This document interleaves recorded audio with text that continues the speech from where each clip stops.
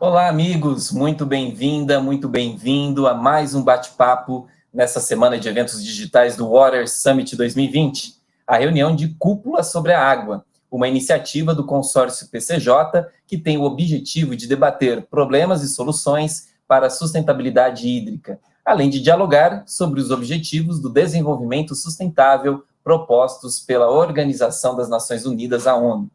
A entrevista que vocês vão acompanhar agora vai falar sobre partilha. Todo mundo sabe que dividir qualquer coisa com alguém é desafiador, principalmente quando envolve valores financeiros.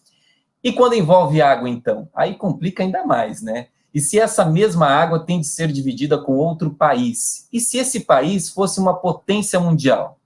É o que ocorre com o Rio Bravo, no México, uma bacia de proporção como se fosse um país sozinho.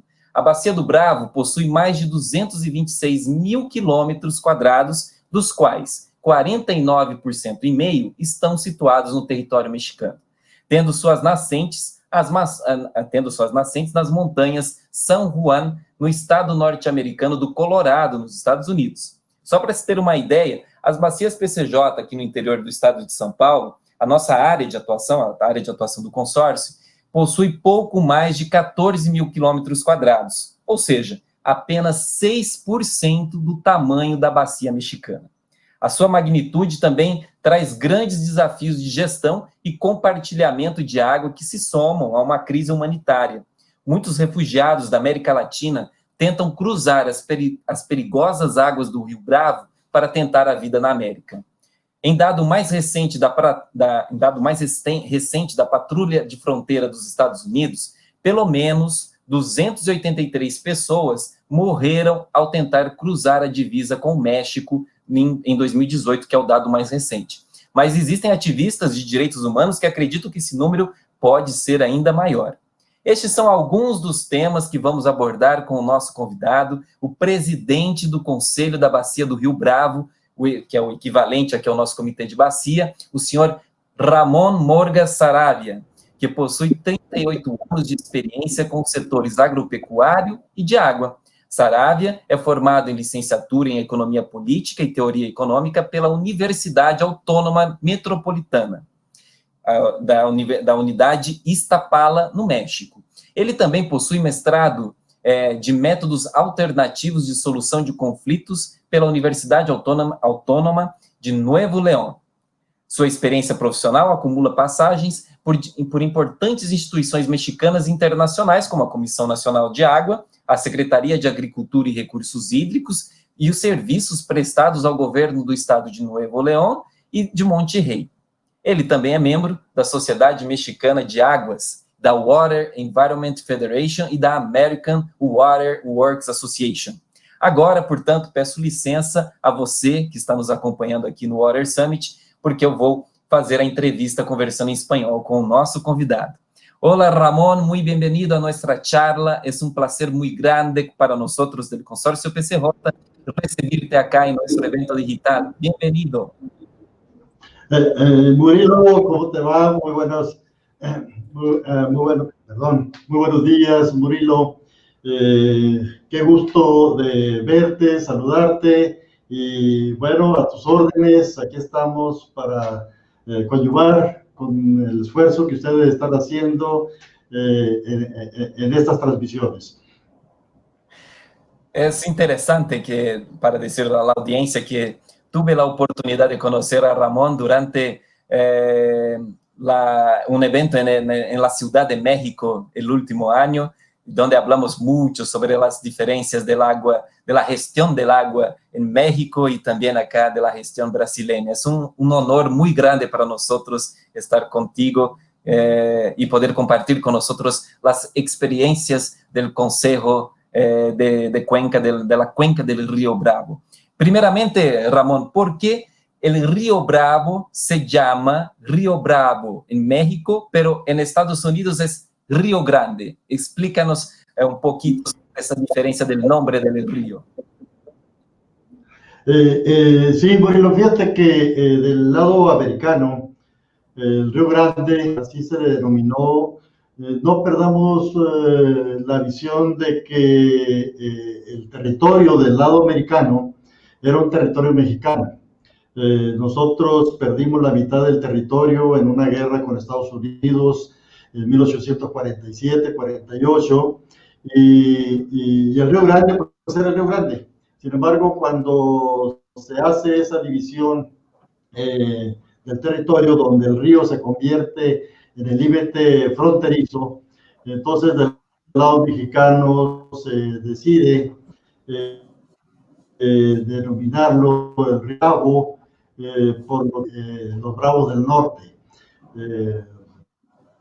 Zonas muy de indígenas en aquellos entonces, totalmente abandonadas, no tenía población, y esa fue un poco la diferencia que se da. Y Río Grande se quedó etiquetado como tal del lado americano, ¿no?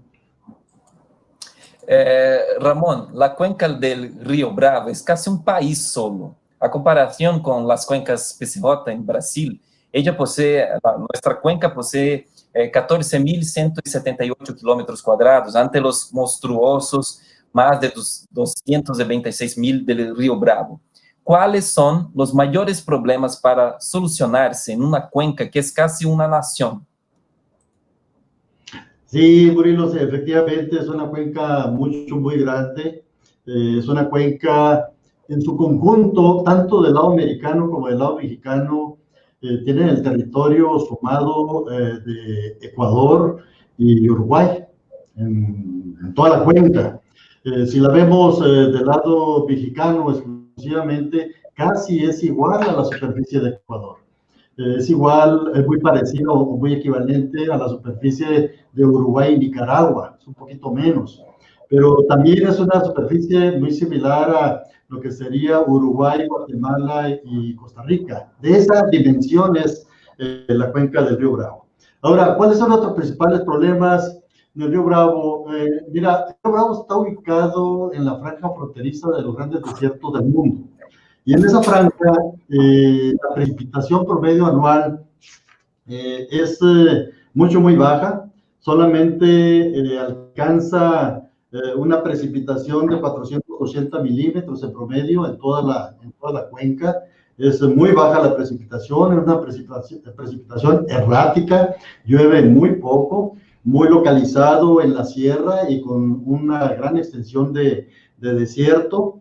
Entonces, tenemos ese problema muy acentuado, muy baja precipitación, y en donde se ha ubicado 10 grandes ciudades metropolitanas. Estas ciudades metropolitanas han ido creciendo de una forma muy acelerada. De esas ciudades, 6 de ellas son transfronterizas, son frontera con los Estados Unidos, han crecido tanto del lado mexicano como del lado americano de una forma muy acelerada. Tenemos un crecimiento de la población en esa zona muy superior al crecimiento promedio de todo el país. Tenemos un problema de concesiones de derechos de agua. Aquí el gobierno federal emite las concesiones de los derechos de agua y tenemos más derechos otorgados a los usuarios de las aguas de los que el río puede aportar o de lo que la cuenca puede aportar. Eso nos ha llevado a conflictos muy serios por el uso del agua cuando hay escasez y una sobreexplotación muy seria de los acuíferos, una sobreexplotación de las aguas subterráneas. Entonces, tenemos ese tipo de problemas muy fuertes, y en los últimos años, los últimos 20 años, se ha acelerado de una forma indiscriminada el aprovechamiento irregular de las aguas, de tal suerte que el no estar obteniendo el agua en una forma legal, eso tiene repercusión y afectaciones a los derechosos, a la gente que tiene. Entonces, son conflictos muy serios que tenemos con el agua y es algo en lo que nosotros estamos trabajando dentro del Consejo de Cuenca. Además, Ramón, como es una cuenca transfronteriza, ¿cómo son definidos los acuerdos de gestión de la cuenca con los Estados Unidos? ¿Es una gestión compartida en conjunto o cada país tiene sus reglas? Cada país tiene sus reglas, pero las aguas transfronterizas, nosotros tenemos un tratado con los Estados Unidos. Te comentaba ahorita de la guerra que tuvimos en 1847, y en 1848 se firma un tratado de amistad, paz, amistad y límites, donde se trazaron los límites de la cuenca.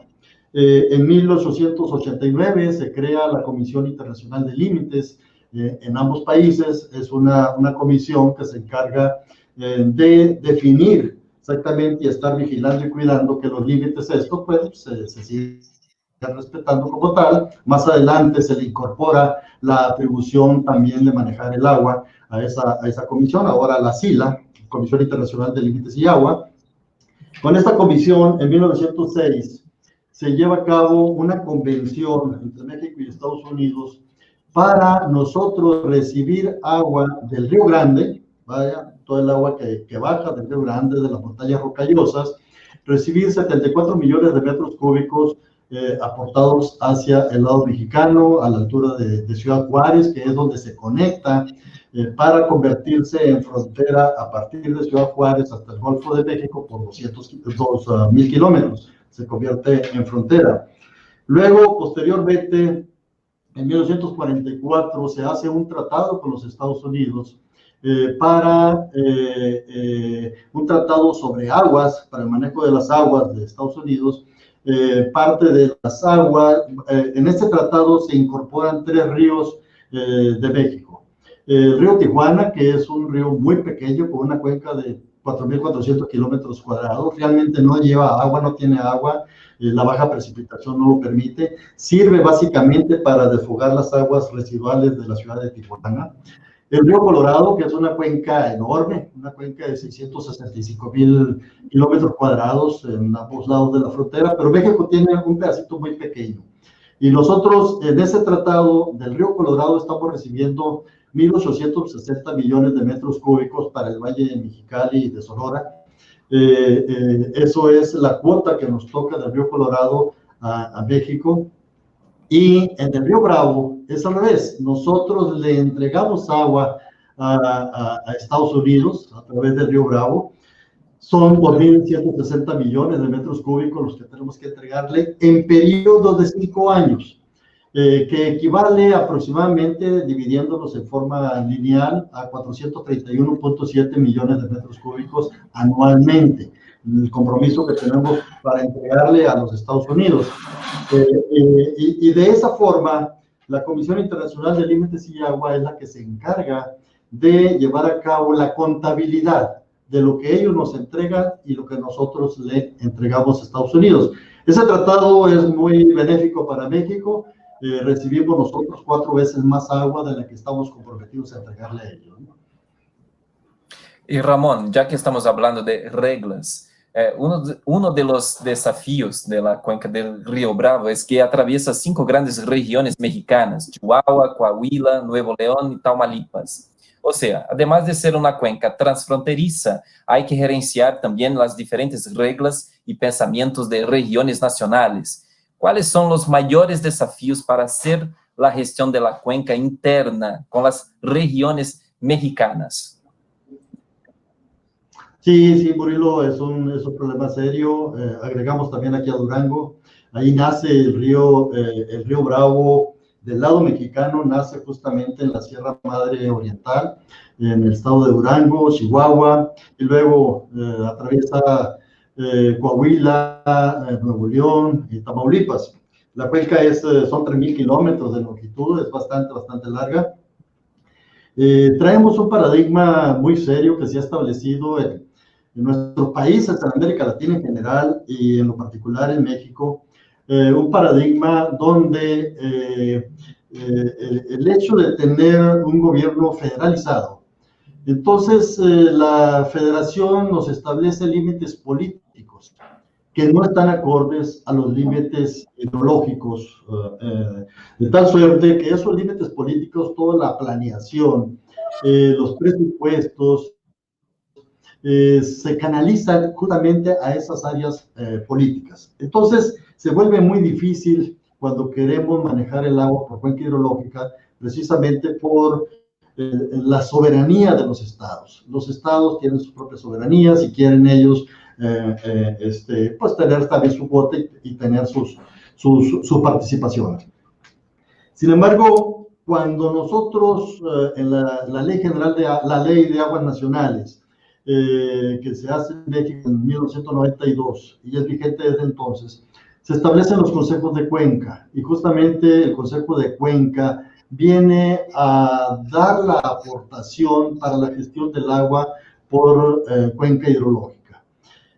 ¿Cuál es el reto que nosotros tenemos? Justo es ese: convertir esa visión, ese paradigma, voltear ese paradigma de el manejo de los recursos por límites políticos, convertirlo a un régimen de visión de cuenca y su gestión que sea a través de una cuenca hidrológica y no por límites políticos. En eso estamos avanzando, vamos avanzando bien, se está creando esa conciencia y convirtiendo hacia esa visión justamente esas ideas políticas. No es fácil, sí nos está costando trabajo, pero creo que se va avanzando bien y se pueden lograr buenos resultados. La naturaleza nos lo exige de esa manera.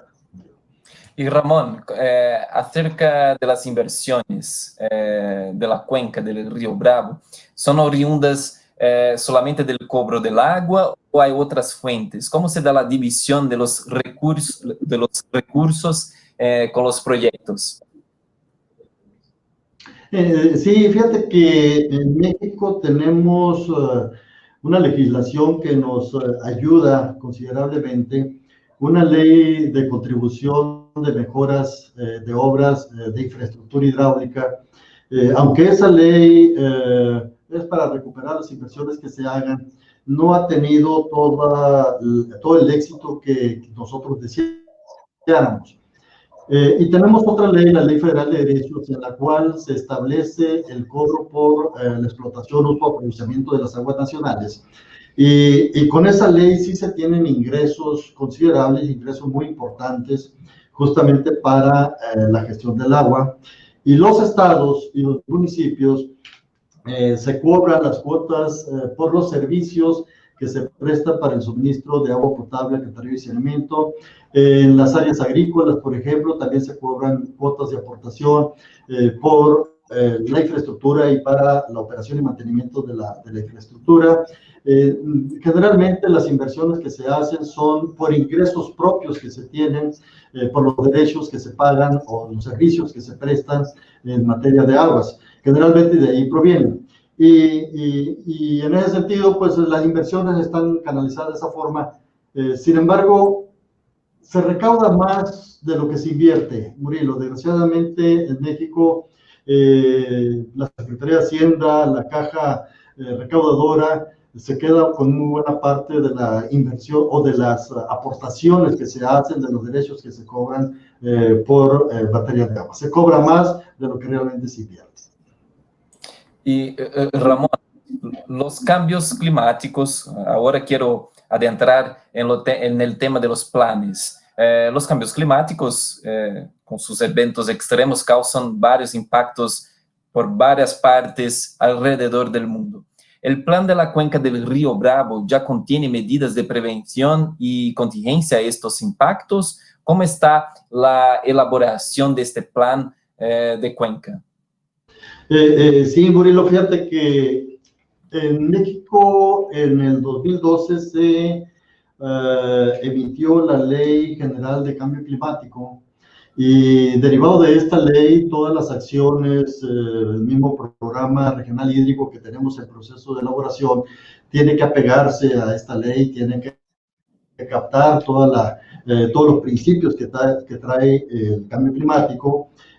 Y nosotros en el Río Bravo hay un debate muy interesante en relación al cambio climático, un debate académico en ambos lados de la frontera que se analiza, se está trabajando mucho con ello.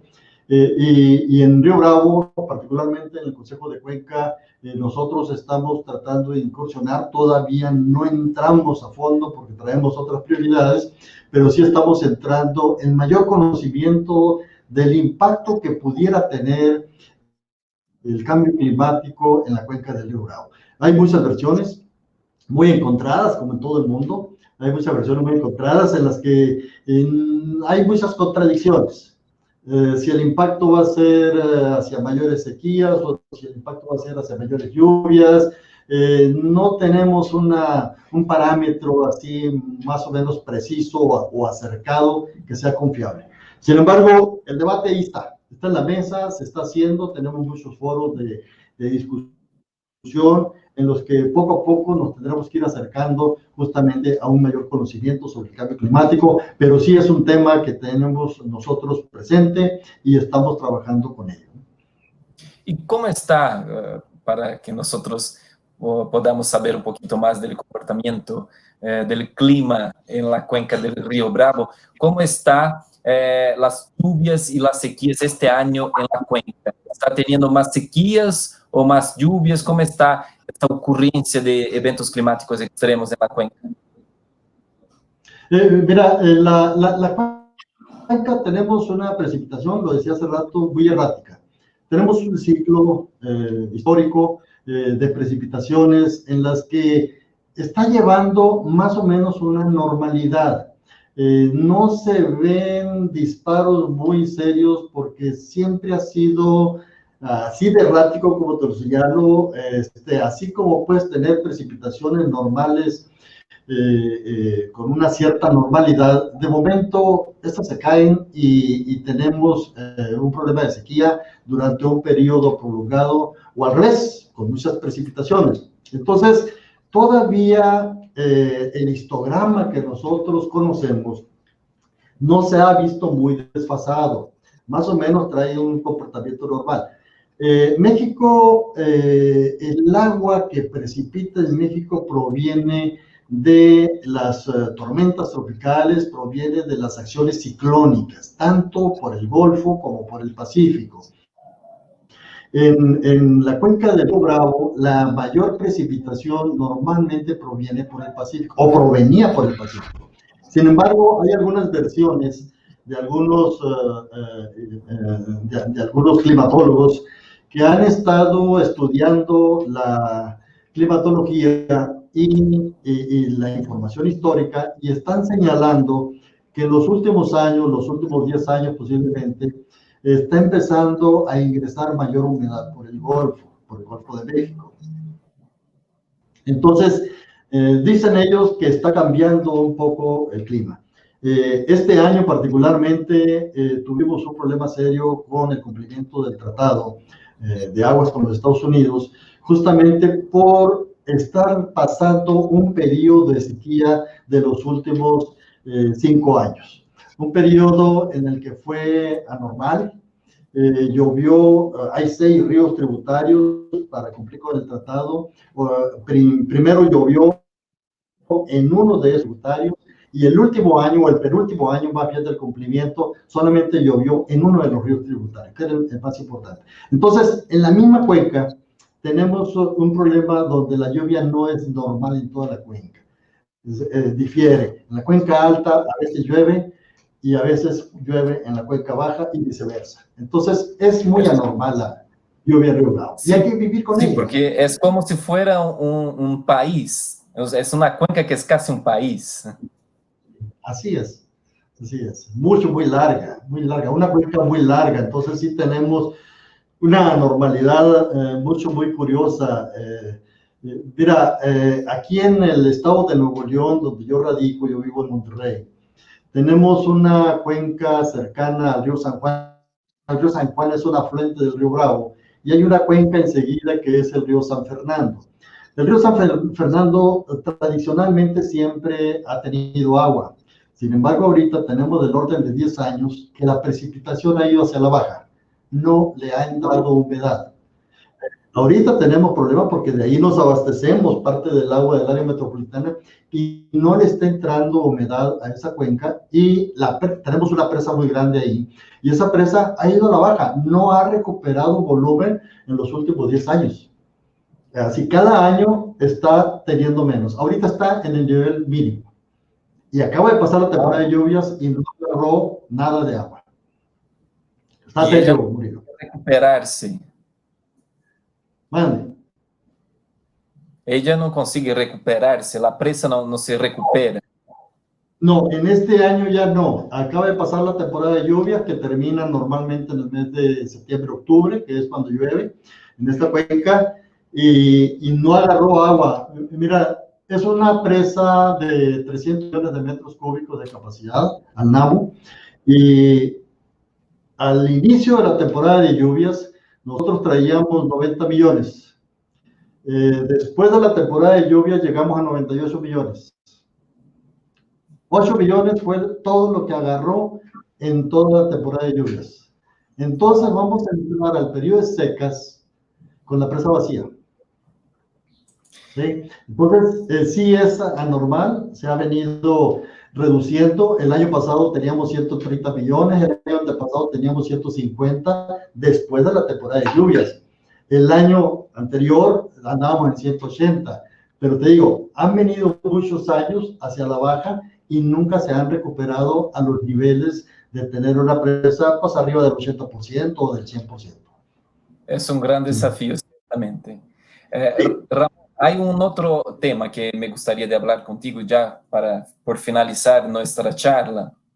Es que en los últimos años la región del Río Bravo vio los números de inmigrantes que intentan atravesar la frontera con los Estados Unidos incrementarse. En 2019, la imagen de un padre y su hija muertos a las márgenes del río en Matamoros corrieron el mundo. ¿Cómo esta crisis humanitaria impacta la gestión del agua en esta cuenca? ¿Piensas que además de los problemas de gestión, de desafíos de la gestión, también hay problemas serios problemas serios de crisis humanitarias con la gente que intenta atravesar la frontera? Sí, Murilo, mira, ese es un problema muy serio que enfrentamos en el Río Bravo por ser transfronterizo, por ser frontera con los Estados Unidos. El crecimiento de la población en la frontera se ha debido justamente por la migración histórica de la gente que quiere cruzar hacia los Estados Unidos buscando mejores oportunidades. Y tradicionalmente se enfrenta con la frontera, no logra cruzar, muchos desisten, buscan empleo del lado mexicano, algunos se acomodan y se quedan, otros están batallando, luchando, tratando de entrar, se les presenta la oportunidad y se van del otro lado, pero buena parte de los que no logran cruzar del otro lado se quedan del lado mexicano. Y eso ha permitido de alguna forma un crecimiento muy acelerado de la frontera y se han dado condiciones también de alguna forma benéfica porque también se ha convertido en la mano de obra de las empresas maquiladoras con el Tratado Internacional de Libre Comercio que tenemos con Estados Unidos y Canadá. Muchas empresas se han establecido en la frontera y han captado esta mano de obra y se han quedado a trabajar ahí. Sin embargo, sí es un tema muy delicado, muy importante, que hay que atenderlo y nos ha rebasado la capacidad de respuesta para atender a toda esa migración que llega y se queda en la frontera. Si ahorita tú ves las ciudades fronterizas, te vas a encontrar campamentos en muchas zonas de las ciudades fronterizas, de migrantes que están viviendo ahí, ya tienen meses viviendo en ese lugar, esperando la oportunidad de ir hacia los Estados Unidos. Y los Estados Unidos, pues tienen cerrada totalmente la frontera. Este gobierno que ahorita tenemos en Estados Unidos, pues, has escuchado, pues, la construcción de los muros, tratar de fortalecer esos muros para que se cruce del otro lado. Pero el otro tema más álgido en ese tenor es que también, así como los humanos no pueden cruzar del otro lado, los migrantes no pueden cruzar, se convierten en el instrumento de alguna forma de los tratantes de blancas, por un lado, y de tráfico de personas, el tráfico de drogas, y todo eso nos lleva a un problema de inseguridad y conflictos muy serios en la frontera. El crimen organizado se ubica justamente ahí se asienta, precisamente porque ahí es donde están las oportunidades que ellos están buscando.